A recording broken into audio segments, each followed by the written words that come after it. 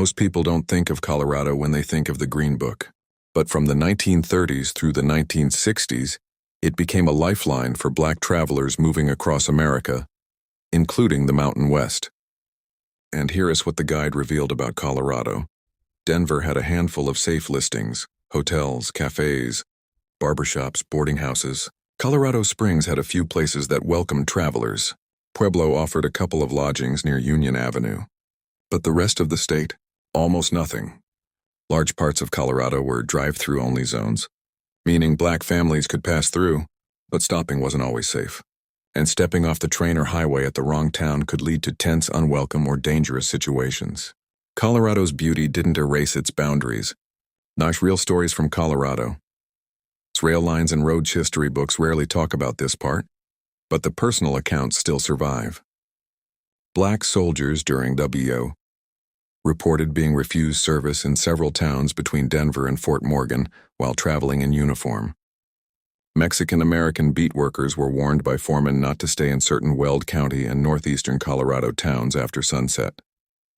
Some depots in southern Colorado continued operating segregated waiting rooms and seating areas into the early 20th century. Train conductors quietly protected travelers with whispered warnings like, "Stay on until Denver. Do not get out here. This stop isn't safe for you." These weren't ghost stories.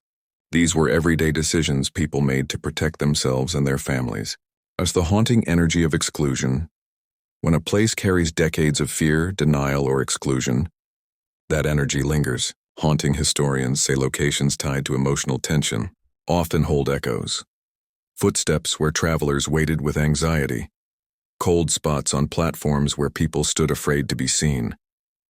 Residual voices, warnings, whispers, movement. Shadowy figures seen near old rail depots, walking the platforms they couldn't safely exit in life. Folklore remembers the things official records tried to sanitize. The past leaves a signature, not always visible but deeply felt. These aren't jump scare hauntings. They're the emotional ghosts of lived experiences. How Colorado has changed, and here's the most important part of this story. Colorado is not the same place it was then. Sundown practices are gone. Districts once known for exclusion now celebrate cultural diversity. Museums, archives, and community groups openly discuss histories once hidden.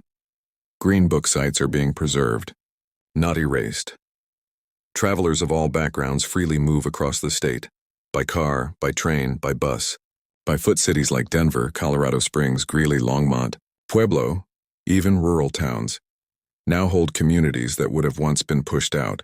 Colorado isn't perfect today, but it has changed dramatically and for the better. The rails that once divided now connect.